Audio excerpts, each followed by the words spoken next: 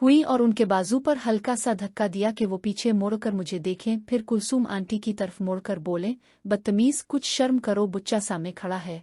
Kulsoom aunty मुस्कुराते हुए बोले, अरे ये तो अभी बच्चा है, क़यामत तो जवानों पर गुजरेगी, जाने कितनों को सुबह उठकर नहाना पड़ेगा। उम्मी उनकी बात पर शर्मिंदा सी हो गईं और वहीं से थोड़ा आगे बढ़कर अबू को आवाज़ दी, हम जा रही है। फिर दरवाजे की तरफ चल पड़ी और मुझे भी चलने का इशारा किया। मैं उनके पीछे पीछे दरवाजे की तरफ बढ़ा। जैसे ही उम्मी दरवाजे से बाहर निकलने लगे, कुलसूम आंटी ने मेरी तरफ देखा, मुस्कुराएं और खामोशी से हाथ हिलाकर अलविदा कहा। फिर उम्मी के पीछे होले उम्मी बाहर निकलकर रुक गई। कुलसूम आंटी की तरफ देखा और कुछ कहना चाहा, मगर कुलसूम आंटी हंसकर आगे बढ़ गई। मैं भी उनके साथ चलने लगा। मैं, उम्मी और कुलसूम आंटी शादी वाले घर की तरफ चलते गए। दोनों आपस में गुपशप कर रही थीं और मैं खामोशी से उनके साथ चल रहा था। इसी तरह हम शादी वाले घर पहुंच गए। घर में दाखिल होते ही उम्मी ने पलटकर मेरी तरफ देखा। इससे पहले कि वो कुछ बोलती, कुलसूम आंटी ने कहा, अली तुम यहीं कहीं बैठ जाओ और दूर ना जाना, रात का वक्त है, बच्चे तुम औरतों वाली साइड पर ही कहीं बैठ जाओ। ये कहते हुए उन्होंने उम्मी की तरफ सवालिया नजरों से देखा। उम्मी ने भी उन्हें एक सिताइशी नजर दी और बोले, हाँ बेटा, कुलसूम ठीक कह रही है, तुम बाहर कहीं ना जाना, यहीं बैठ जाना और उधर इधर ना घूमना। हम भी जल्दी निकलने की कोशिश करेंगी। अब मुझे मालूम था कि ये और जल्दी, इतनी जल्दी नहीं होगी, लेकिन मैंने मासूम बनकर कहा, ठीक है उम्मी, मैं यहीं बैठ जाता हूँ। मुझे पता था कि थोड़ी देर में यासिर भी आ जाएगा, इससे गुपशप हो जाएगी और फिर स्टेज पर भी जाना है। उम्मी और कुलसूम आंटी अंदर की तरफ बढ़ गईं और मैं वहां पड़ी कुर्सियों में से एक पर बैठ गया। थोड़ी ही देर में यासिर भी अपनी उम्मी और बहनों के साथ आया। मुझ पर नजर पड़ते ही वो मेरी तरफ आ गया। मैंने यासिर की उम्मी और बहनों को सलाम किया। फिर यासिर से मिलकर हम वहीं बैठ गए और गुपशप शुरू कर दी। मैं वक्त गुजरने का इंतजार कर रहा था। जब देखा कि 11 बजने में 15 मिनट बाकी हैं, तो मैंने यासिर से कहा, यार उम्मी ने कहा था कि 11 से पहले अंदर आ जाओ। मैं उनकी बात मानकर अंदर जाता हूँ। अगर हम घर चले तो यहीं से मिलकर चल पड़ूंगा। यासिर ने कहा, ठीक, कोई बात नहीं। मैं अंदर की तरफ बढ़ा, जहां रंग बरंगे लिबास में लड़कियां और औरतें अपनी जगहों पर बैठी थीं और हंसी मजाक कर रही थीं। मैं स्टेज के करीब पहुंचा तो देखा कि उम्मी और कुलसूम आंटी स्टेज पर सोफे के पीछे खड़ी है। उनके साथ महल्ले की कुछ और ख्वातीन भी थीं, सब हंसी मजाक में मसरूफ थीं। चूंकि मैं बच्चा था, किसी ने मेरी तरफ खास तवज्जो ना दी। मैं आहिस्ता आहिस्ता चलता हुआ स्टेज के पीछे पहुंच गया और उम्मी और कुलसूम आंटी के बिल्कुल पीछे खड़ा हो गया। मैं इधर उधर देख रहा था कि उन्हें कैसे मुतवज्जे करूं। फिर मैंने आगे बढ़कर कुलसूम आंटी के कंधे पर हल्का सा हाथ रखा। वो थोड़ी सी चौंके, लेकिन पीछे न मुड़े। मैं पीछे हिट गया। 15 सेकंड बाद उन्होंने सर घुमाकर तिरछी निगाह से पीछे देखा। मुझे देखकर मुस्कुराईं और आगे मुड़ गईं।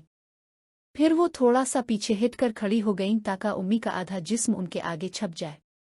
उन्होंने हाथ के इशारे से मुझे उम्मी की तरफ देखने का कहा। मैं उनके पीछे खड़ा था और सब देख रहा था। कुलसूम आंटी ने हल्का सा हाथ उम्मी की कमर पर फेरा। उम्मी एकदम उनकी तरफ मुड़े और देखने लगे। चूंकि मैं कुलसूम आंटी से छोटा था, मुझे उम्मी की हरकत से अंदाजा हुआ कि वो पीछे देख रही हैं, लेकिन मुझे ना देख सकी। कुलसूम आंटी आगे बढ़े। उम्मी ने थोड़ा पीछे मोड़कर उनसे कुछ सरगोशी की जो मुझे समझ न आई। कुलसूम आंटी ने भी उनके कान में कुछ कहा। इस दौरान वो उम्मी के साथ हंसी मजाक में मसरूफ थीं और बाकी औरतों से बातें भी कर रही थीं। फिर कुलसूम आंटी ने उधर उधर देखा और मुझे आंख मार कर करीब आने का इशारा किया। मैं दबे पांव करीब हुआ। वो उम्मी की कमर पर हल्का सा थपकी देकर हाथ कमीज के दामन में से साइड की तरफ घुसा दिया और उम्मी की कमर को छूने लगे। इससे उनका हाथ कमीज में छप गया। मैं ये सब देखकर हैरान था कि उम्मी बिल्कुल नॉर्मल अंदाज में खड़ी बातें कर रही थी। कुलसूम आंटी ने एक बार फिर मुझे देखा और करीब आने का इशारा किया। उन्होंने हाथ निकाला तो मैं करीब हुआ। उन्होंने मेरा हाथ पकड़कर हल्का सा उम्मी की कमर पर रख दिया। मुझे उम्मी की गर्मजोशी और नरमी महसूस हुई। उन्होंने मेरा हाथ 3-4 बार उम्मी की कमर पर लगाया और फिर अचानक लाइट चली गई। जैसे ही अंधेरा हुआ, कुलसूम आंटी ने मेरा हाथ जोर से उम्मी की कमर पर दबा दिया और फिर हल्का सा छोड़ दिया। मैंने अपना हाथ उम्मी की कमर पर फेरना शुरू किया, ऊपर से नीचे और नीचे से ऊपर। अंधेरे में उम्मी अचानक उछल पड़ी और बेसाख्ता ऊंची आवाज में बोले, ओए। कौन बदतमीज है? उन्होंने पीछे मोड़कर देखने की कोशिश की, लेकिन कुलसूम आंटी फौरन उनके पीछे हो गईं। हंसने लगे और अपनी टांग पीछे करके मुझे हल्का सा धकेल दिया। मैं समझ गया कि अब भागना ही बेहतर है, क्योंकि उम्मी की आवाज़ में शदीद गुस्सा था। मैं फौरन वहां से हिट गया। मैं फौरन भागता हुआ बाहर निकल गया और एक तरफ जाकर सांस बहाल करने लगा। दिल में सोच रहा था कि गलती कहाँ हो गई। अभी मैं वहीं खड़ा था कि बिजली वापस आ गई। बिजली आते ही अंदर से उम्मी तेज तेज चलती हुई नजर आई। चेहरे पर शदीद संजीदगी थी। मुझे देखते ही बोले, चुलू अली घर चली। उनका ये मोड़ देखकर मैं डर गया और फौरन उनके साथ हो लिया।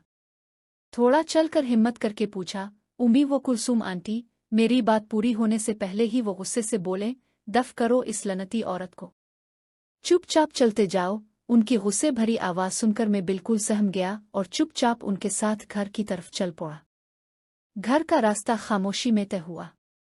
उम्मी आगे आगे चल रही थीं और मैं पीछे। मुझे लग रहा था कि वो स्टेज वाली शरारत की वजह से नाराज है। घर पहुंचकर अंदर दाखिल होते ही उम्मी ने चादर उतार दी और कमरे की तरफ बढ़ गई।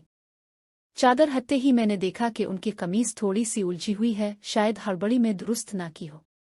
वो अंदर चली गईं और मैं भी अपने कमरे की तरफ चला गया। दिल में सोचता रहा कि आज की रात बहुत अजीब गुजर गई।